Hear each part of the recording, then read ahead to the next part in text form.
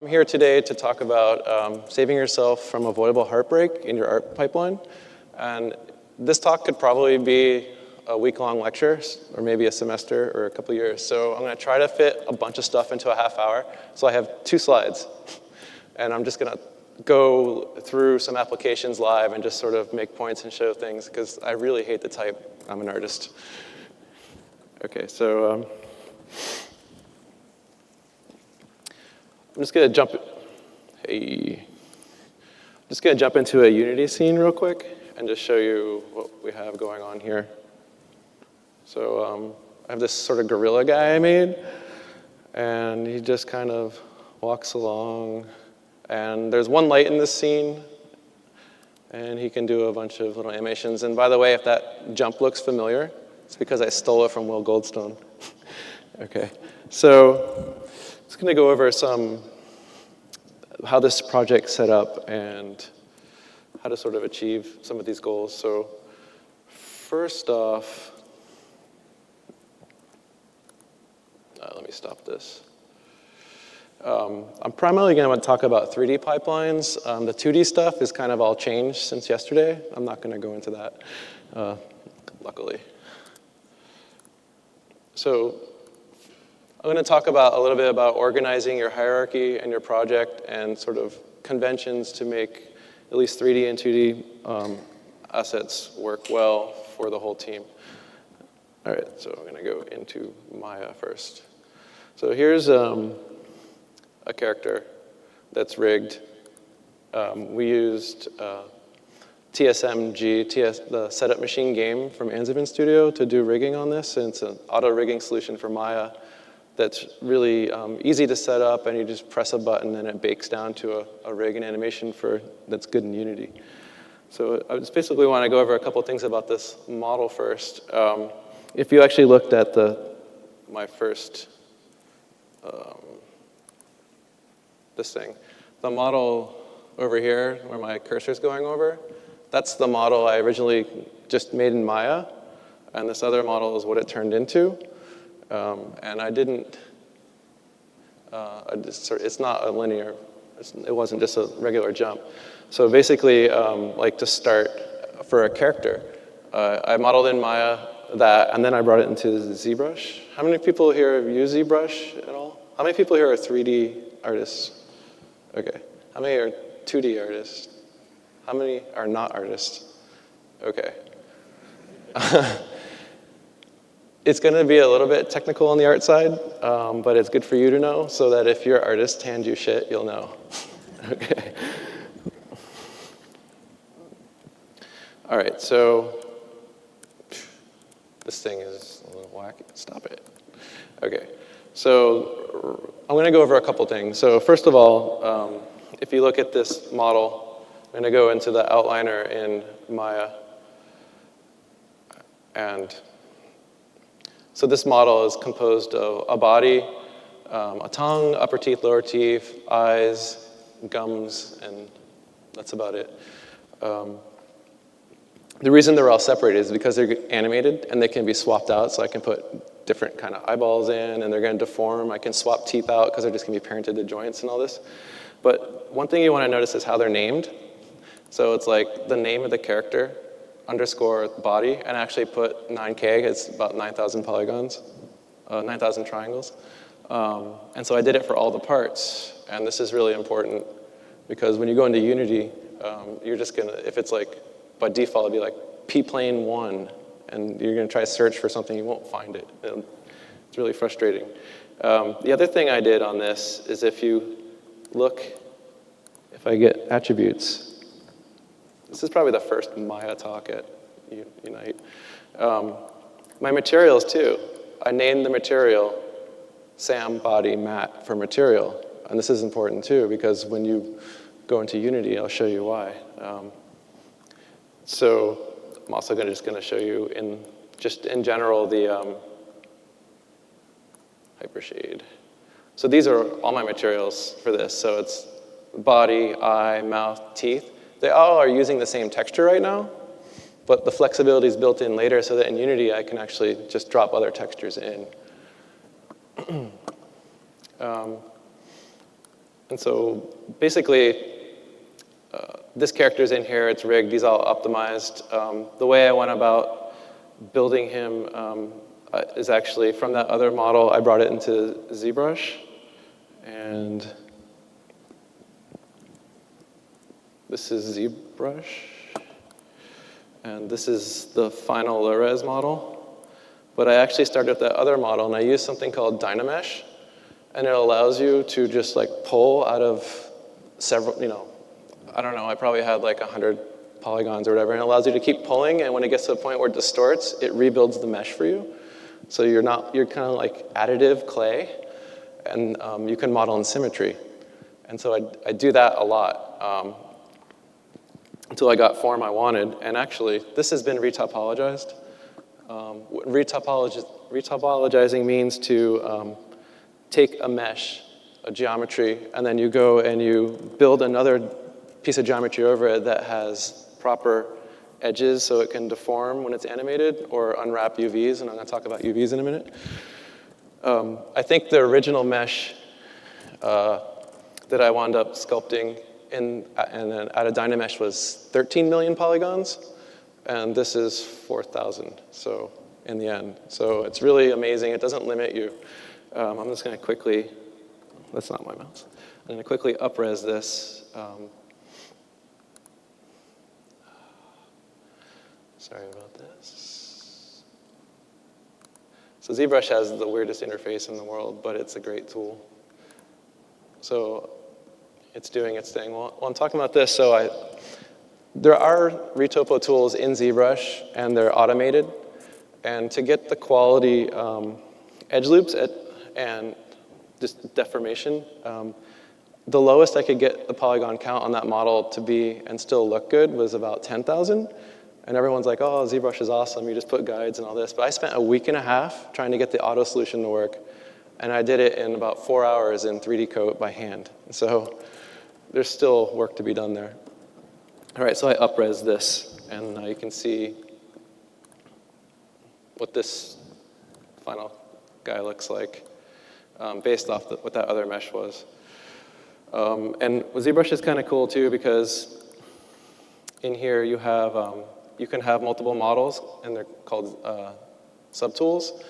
So here's actually a 6 million poly version, and then I have teeth, eyes, and all this. But what's even cooler is you can go up and down subdivision levels.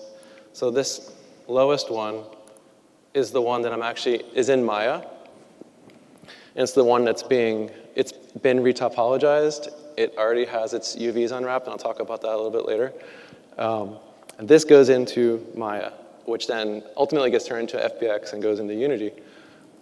But what I can do in this is I can paint on this in ZBrush, but I can also take the difference between this model that has 4.9 million, basically 5 million polys is this high one.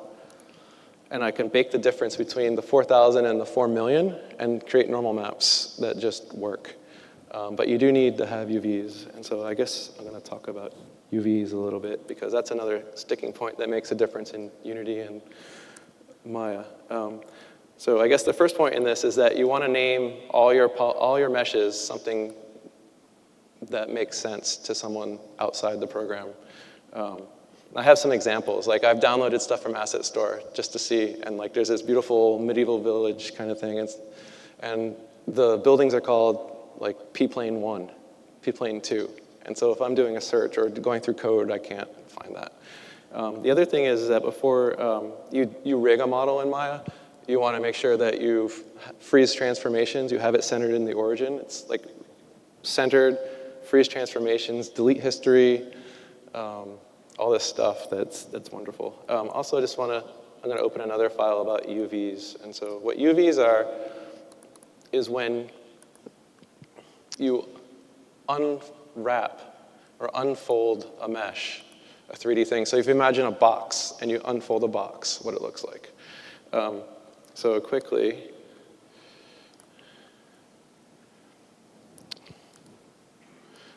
the UVs, this is what my texture looks like over. Let's see if I can turn off image for a second. I don't know if you, yeah. So Actually, the eyes and teeth and everything aren't in this map. They're all combined. I didn't actually load that one in here. But it's unfolded in a way where there's a minimal amount of seams, and you could actually come in here and hand paint this if you wanted to. I'll turn back on the image. So say on the model, I'm looking at it, and for whatever reason, there's like, I want to put a red eyeliner on this or something. I can just go in here on this part, and I can actually, in Photoshop, actually paint on that, and it will work. By contrast, if you look at this other model, which I used auto unwrapping in ZBrush, the way my students always want to do it, that's what you have to paint by hand. And to look at it without those UVs for a second. Hold on a second.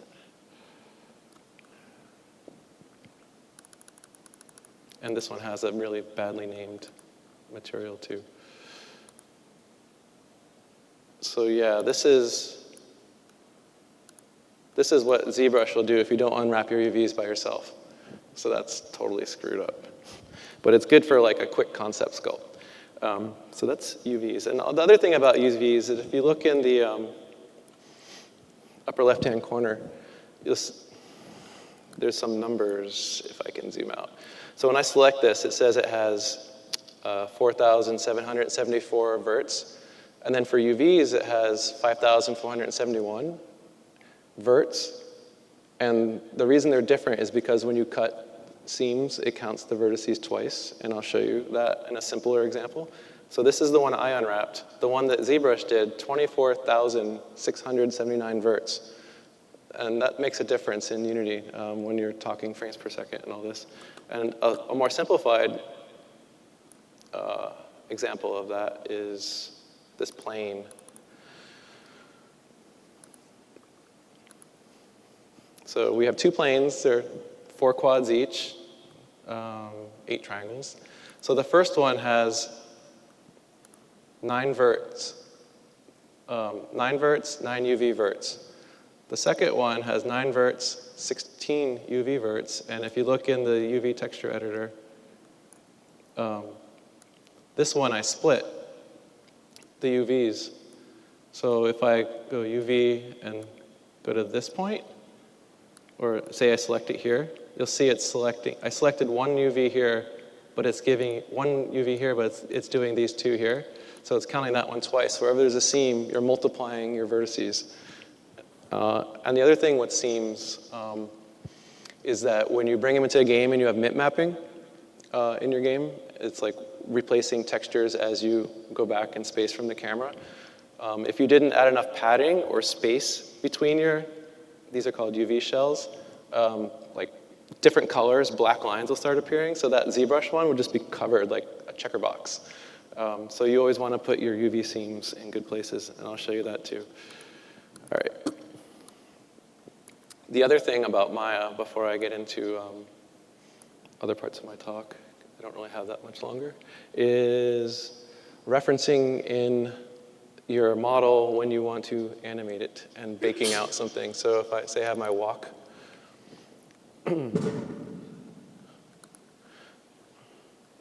so in my outliner, which shows you what's in the scene, what is that one?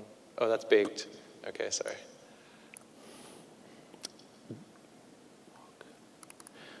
So a way for the animators to work on this is that I modeled the low poly model. And before I was done texturing or even UV mapping, I gave them that model.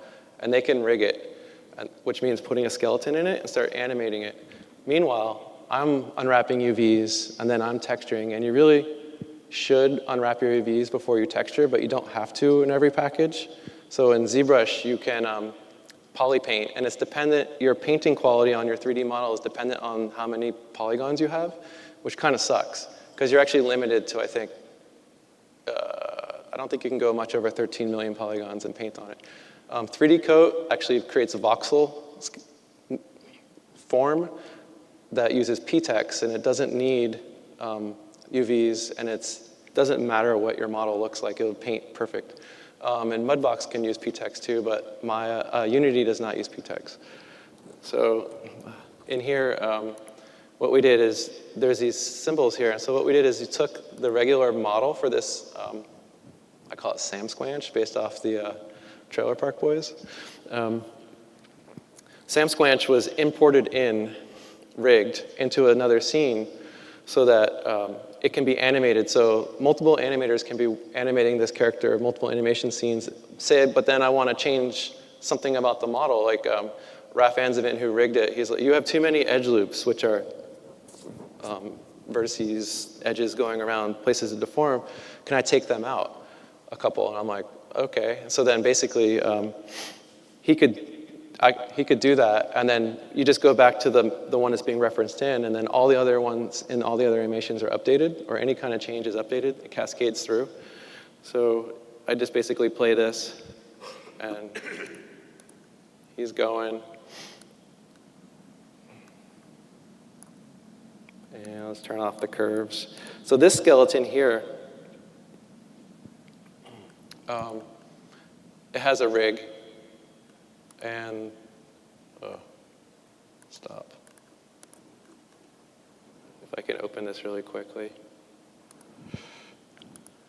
This rig is crazy. All that stuff is what's driving that. You can't put all that in Unity. So what using TSMG does is it allows me to actually just press a button.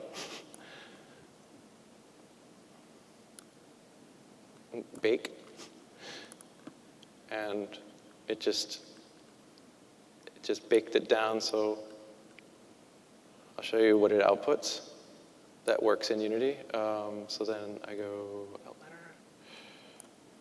So you look in here now. Here's the skeleton, and now it actually imported all the objects that were referenced in. They're no longer referenced. They're in this file. And the skeleton now is something that Mechanim can use. It's much smaller. And this is actually a lot smaller. It's like hundreds of nodes less. So this is something that's named, but one thing you'll notice is that there's namespace in here. So it's the imported file, colon, and then the joint name. And so this is another pointer when you're using Maya, is always use Maya ASCII files, because you can actually take this file and drop it into Sublime or some text editor like that and just do a find and replace, and it takes Sam Squanch rigged colon and just replace it with nothing, and it just goes through and cleans up your file. Okay, so I'm actually going to quit Maya now. Oh, and then you you export an FBX, and I'll actually show you that too real quick. Now with FBX, sometimes you export animations, especially in FBX, and what you want to do is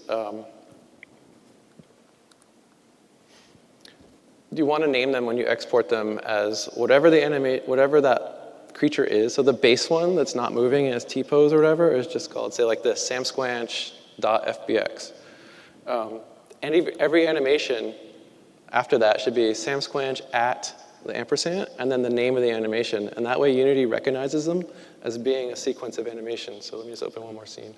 So here's the baked, rigged. He likes to walk baked. Here we go.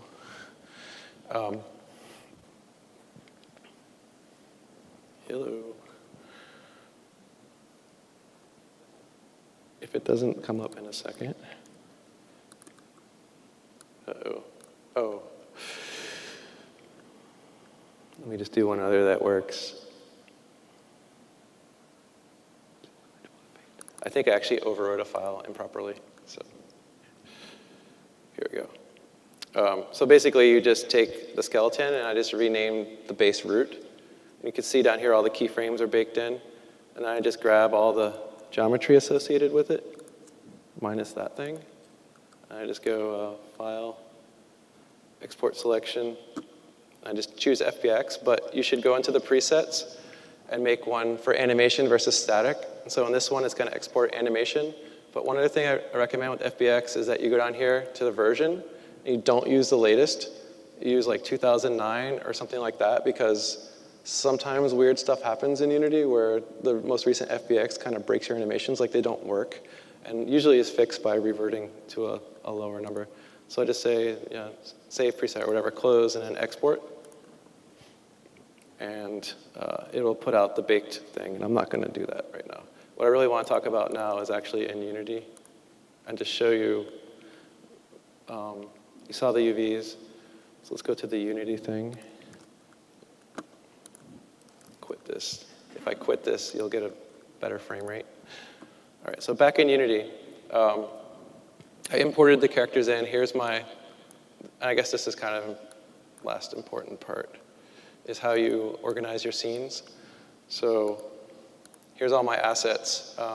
You probably know this, but many artists don't, but you never delete anything out of the Finder or Explorer. You always delete it through Unity. If something's in the project, you will break it. So in here, I actually have assets I made and assets that I imported. And so what I do is I put my Sam Squanch in here. And you can see I have in here a textures folder, and I name them their names like diffuse, normal map, whatever. But the reason I have SM under these two is that if you have two versions of, say, like a PNG and a TIFF, they'll both show up without extensions, and you won't know which is which. There's that.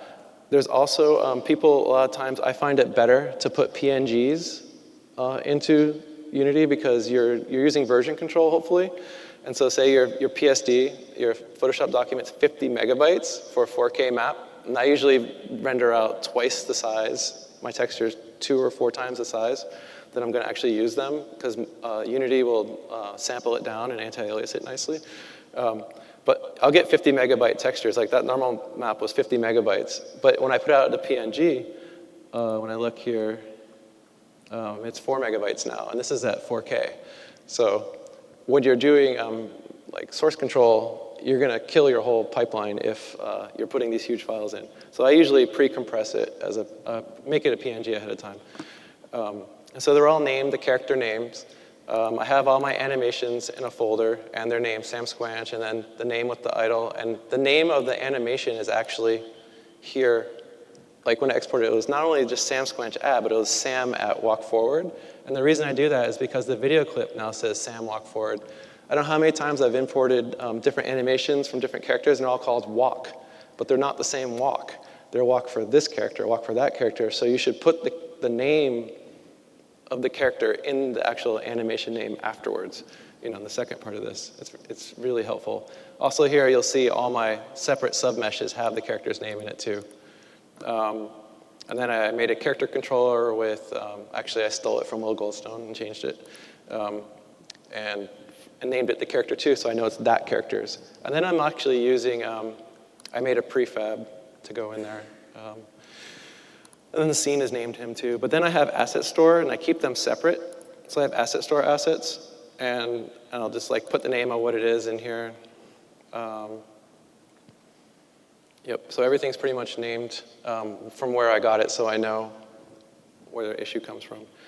The other thing is in the scene, I think I only have 5 minutes, is the way this is organized is I have the main character and a character game object.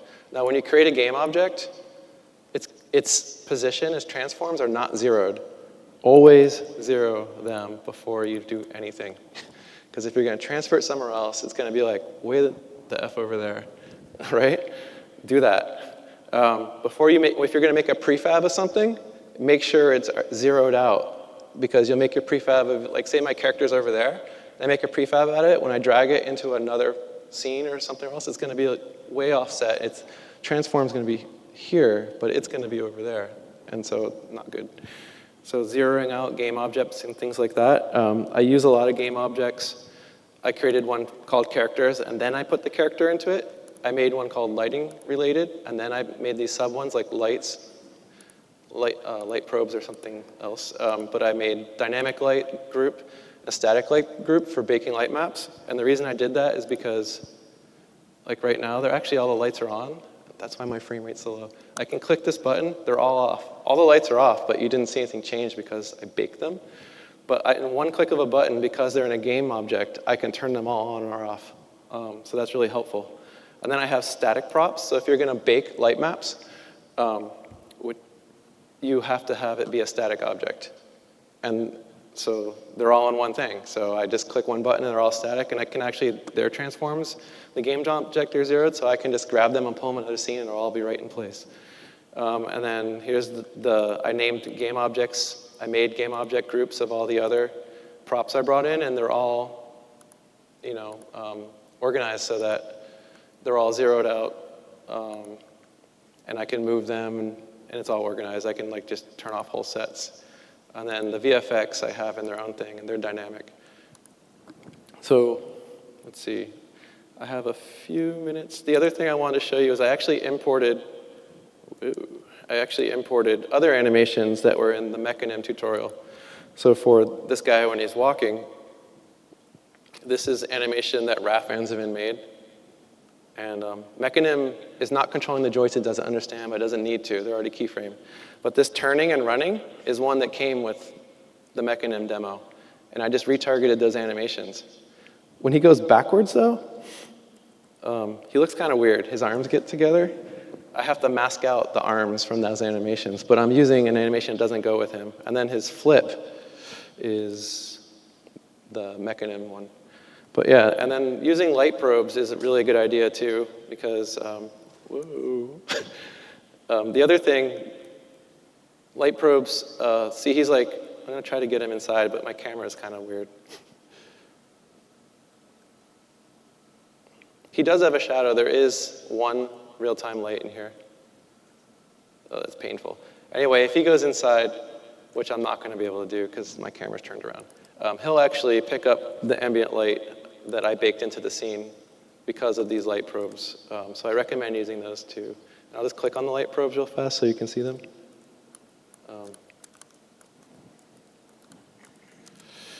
Sorry. And they're this sort of grid, and it's sampling the light when it's being baked with the light maps. And I guess the last thing I'll talk about really quickly is going into light maps faster. If you look at the maps, this goes back to UVs. You have to enable UVs to be unwrapped for a second set. Like your primary textures use one UV set, and light map vaping uses a second UV set.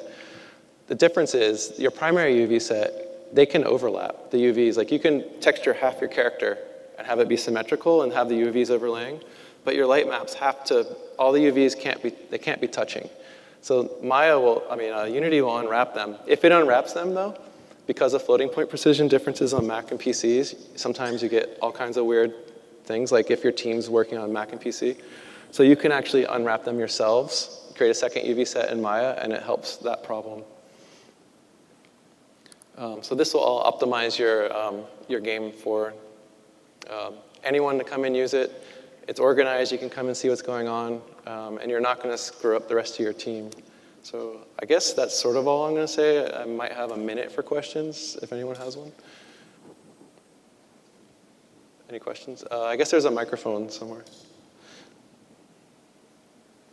Is there a mic? Oh, okay. Hi. I had a question. When importing FBXs, in our previous projects, we've always found troubles with scaling. I wonder if you also found problems with transferring FBX from Maya to Unity with the scale factor and how you solved it. The scale factor. That's another thing. Model all your models to scale and have them all be consistent. When I bring them in, they usually come in 0.1 or I put them to 1, but if you're doing something with physics simulations, you want to have it sort of be to scale in meters. Yeah. So scale it from the start, from Maya. Yeah, that's a good idea. Thank you. I meant to say that. Yeah. Anything else? Okay, so. I have one more quick question. Okay. In your talk, thank you very much for that. I really appreciate it. You mentioned using single animations like, the gorilla whereas when I pull in FBXs, I usually use an entire series of animations and break it up in Unity. Is there an advantage to using a single animation versus an animation that's cut up? That's a great question. When you can use a really large animation file, and you can go into Mechanim or Unity, and you can isolate different parts of it and make clips out of them. Problem is, if someone wants to change part of that and it becomes a different length of frames, all your animations are screwed up. So that's primarily why, and that's why I don't do it. it's kind of like this monolithic thing, and if it's okay if you're not changing the number of frames, but say like, I forget I'm not wired, the monkey is walking, but then you sort of want to do something next year and it takes 10 more frames, it's going to offset everything else. So it's kind of more work. Anything else? No? Well, thank you. Yeah.